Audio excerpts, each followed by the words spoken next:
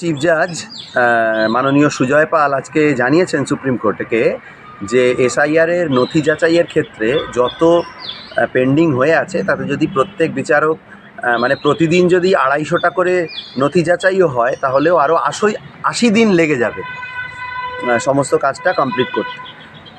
তো ব্যাপার হচ্ছে এদিকে 28শে ফেব্রুয়ারি ফাইনাল লিস্ট বেরোনোর দিন। তো এক্ষেত্রে সুপ্রিম কোর্টের চিফ জাস্টিসের নেতৃত্বাধীন বেঞ্চ আজকে বললেন যে তাহলে যেটা করতে হবে তার সমাধান হিসেবে যে পাশের রাজ্যের হাইকোর্টগুলো থেকে মানে ঝাড়খণ্ড এবং ওড়িশা সেখান থেকেও জাজেদের নিয়ে এই পশ্চিমবাংলার এসআইআরের কাজে নথি যাচাইয়ের কাজে নিয়োগ করতে হবে এবং হচ্ছে জেলা জজ থেকে শুরু করে মানে সমস্ত জুডিশিয়াল অ্যাডমিনিস্ট্রেশনকে এসআইআরের কাজে লাগিয়ে দেওয়ার নির্দেশ দেওয়া হচ্ছে সুপ্রিম কোর্টের পক্ষ থেকে। তো এখন ইন্টারেস্টিং ব্যাপার হলো এই কিছুদিন আগেই জাস্ট বোধহয় 2 সপ্তাহ মতো হলো সুপ্রিম কোর্টে একটি মামলা হয়েছিল একটি রাজ্যের একজন মুখ্যমন্ত্রীর বিরুদ্ধে। তিনি হেড স্পিচ দিয়েছিলেন একটি কমিউনিটিকে উদ্দেশ্য করে। মুখ্যমন্ত্রী হিসেবে তিনি এই ধরনের ছবি দেওয়া বা এই টাইপের কথা বলতে পারেন না। তার বিরুদ্ধে যখন সুপ্রিম কোর্টে আর্টিকেল 32 আন্ডারে মামলা হয় তখন চিফ জাস্টিসই এই রিমার্ক দিয়েছিলেন যে আপনারা হাইকোর্টে যান, হাইকোর্টে না গিয়ে এখানে কি করছেন। যে আর্টিকেল 32কে মানে আমার সংবিধানের আমার মৌলিক অধিকার প্রয়োগ করার জন্য সুপ্রিম কোর্টে যাওয়াটাও আমার মৌলিক অধিকার, এইটাকে doctor Ambedkar heart and soul বলেছিলেন, সেটাকে সম্পূর্ণভাবে ঝেড়ে ফেলে হাইকোর্টের কাছে যেতে বলা হয়েছিল। এদিকে আজকে হাইকোর্টের জাজেদেরকে এই ধরনের এই এসআইআরের কাজে লাগিয়ে দেওয়া হচ্ছে। মানে এসআইআর এখন ন্যাশনাল এমার্জেন্সির থেকেও মানে ইম্পর্টেন্ট কিছু, কারণ এমার্জেন্সির সময়ও মানে সাধারণ মানুষের কোর্টে যাওয়ার অধিকার ছিল, এখন কোর্ট বন্ধ করেও দরকারে এসআইআরের কাজ করানো যেতে পারে, এটা সুপ্রিম কোর্টের বক্তব্য। মানে এর থেকে দুর্ভাগ্যের, এর থেকে মানে সংবিধানকে হত্যাকারী কোনো সিস্টেম আগে হয়েছে কি না, এমার্জেন্সির সময়ও হয়নি, নিঃসন্দেহে এটা বলা যায়। তো এমন পরিস্থিতিতে মানুষ চিন্তিত হচ্ছেন যে এসআইআর শেষ পর্যন্ত কি হবে। ইলেকশনের আগে এসআইআরটা করতে হবে, এটা ইলেকশন কমিশনের কিছু বিষয় থাকতেই পারে। ইলেকশন কমিশন যেভাবে কাজ করছেন সেটা আমরা দেখেইছি, যেভাবে ইলেকশন কমিশনাররা নিয়োগ করা হয়েছে তাদের যে আইন এনে, তাতে নিরপেক্ষতা তাদের কতখানি আছে তা নিয়ে অলরেডি সারা দেশ জুড়ে এমনকি বিশ্ব জুড়েও প্রশ্ন উঠে গেছে। সুপ্রিম কোর্টই শুধুমাত্র এটা দেখতে পাচ্ছেন না বা চাইছেন না, কিন্তু এই যে সুপ্রিম কোর্টের যে ভূমিকা এখন, তাতে সত্যি অত্যন্ত চিন্তার বিষয় যে কোর্টকে পর্যন্ত কাজে লাগিয়ে দেওয়া হচ্ছে একটি বিশেষ ইলেকশনের আগে এসআইআর শেষ করানোর জন্য। কোর্টের তো এটা স্বাভাবিক অবজারভেশন হওয়ার কথা ছিল যে ঠিক আছে, এত তাড়াহুড়োর মধ্যে যদি এসআইআর করতে অসুবিধা, এসআইআর একটা খুব তারাই বলেছেন যে খুব গুরুত্বপূর্ণ একটা বিষয়, এটাকে এরকমভাবে সিরিয়াসলি না নিলে চলবে না। তাহলে সিরিয়াসলি যদি এসআইআর করতেই হয় তাদের কথা মতো, তাহলে ভুল এই ধরনের তড়িঘড়ি করে সমস্ত কিছু বন্ধ করে করবার থেকে ইলেকশনটা পার করে করলে সমস্যাটা কী ছিল, এটা তো খুব স্পষ্ট কথা। সময় নিয়ে ইলেকশন কমিশন এসআইআরটা করতে পারতেন, সেই নির্দেশ তো একদম স্বাভাবিক নির্দেশ এটাই আসে যে যখন এত সময় লাগছে এবং একটা কলকাতা হাইকোর্টের রানিং চিফ জাজ যখন এই কথা বলছেন যে এই সময় লাগবে, তখন খুব স্বাভাবিক উত্তর আসা উচিত ছিল।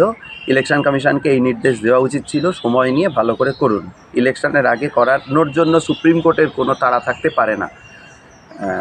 এগুলো কেন ঘটছে, কী জন্য ঘটছে, আমাদের সকলকে চিন্তা করতে হবে। আমাদের যেটা বলবার বিষয় হলো যে এই যে বিশেষ করে এই রিসেন্ট ফেজে সুপ্রিম কোর্টের যা অবজারভেশন, যা ইন্টারপ্রিটেশান, সুপ্রিম কোর্ট তো সংবিধানের ফাইনাল ইন্টারপ্রিটার, যে ব্যাখ্যা তারা সংবিধানের করছেন একের পর এক জাজমেন্টে, তা নিয়ে আমাদের সকলের চিন্তিত হবার কারণ আছে যে ব্যাপারটা ছিল যে নাগরিকের অধিকার সুরক্ষিত করার জন্য রাষ্ট্রশক্তির উল্টো দিকে সুপ্রিম কোর্টের সবথেকে গুরুত্বপূর্ণ ভূমিকা,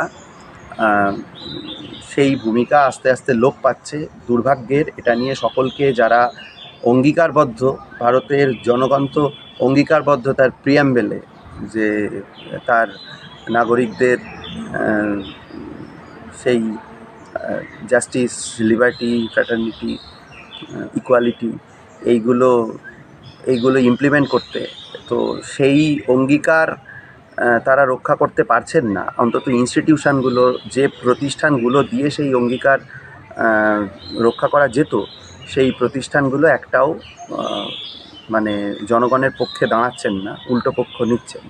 জনগণকেই তখন ভাবতে হবে, সংগঠনগুলোকে ভাবতে হবে যে তাহলে কি করা যেতে পারে, কি উপায়, সামনের পথ কি।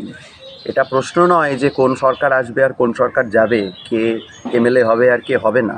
এটা প্রশ্ন যে মানুষের ভোটাধিকার থাকবে কি থাকবে না, এই প্রশ্নটা মুখ্য।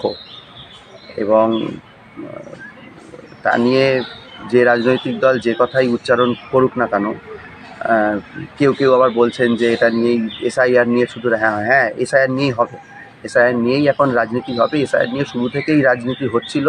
এসআইআর আসলে এনআরসি প্রথম ধাপ, এটা শুরু থেকে যারা বলছিলেন তাদের কথা কর্ণপাত যারা করেননি, আজকে এসে এসআইআর নিয়ে সব কিছু হচ্ছে বলে কান্নাকাটি করে কোনো লাভ হবে না। এসআইআর সাধারণ মানুষের জীবনে তাদের ভোটাধিকার, যে অধিকারের বলে তারা যেটুকু দরদাম কষার ক্ষমতা পেয়েছেন, যেটুকু বার্গেন করবার ক্ষমতা পেয়েছেন, সেইটা পর্যন্ত চলে যাচ্ছে যখন সবার মুখ্য কাজ হওয়া উচিত ছিল, সমস্ত শক্তির মুখ্য কাজ হওয়া উচিত ছিল এবং হওয়া উচিত আজও, যদি দেরিও হয়ে থাকে। যদি মনে হয় যে রাজ্য সরকারে যে দলটি আছে তৃণমূল কংগ্রেস, তার লেজুর বৃত্তি করা হচ্ছে, তাহলেও সেটা করতে হবে, তা না হলে আপনাদের কোনো অস্তিত্ব নেই। আমরা 27শে অক্টোবর তারিখে শ্রমজীবী নাগরিকের পক্ষ থেকে বারবার এটা বলেছিলাম, 27শে অক্টোবরে লিখেওছিলাম যে রাজনৈতিক শক্তিরা রাজ্যে তৃণমূল কংগ্রেসের উল্টো দিকে একটা বিকল্প শক্তি গড়ে তুলতে চান, তারা যদি এই মুহূর্তে এসআইআর বিরোধী অবস্থান স্পষ্টভাবে নেন, তাহলে অনেক মানুষ, সমস্ত মানুষ তাদেরকে সমর্থন করবেন। কিন্তু যদি তা না করেন, আজকে বকলমে ঘুরিয়ে এসআইআরকে সমর্থন করেন, তাহলে শেষ পর্যায়ে আপনাদের তৃণমূল কংগ্রেসের লেজুর বৃত্তি করা ছাড়া আর কোনো অপশান থাকবে না।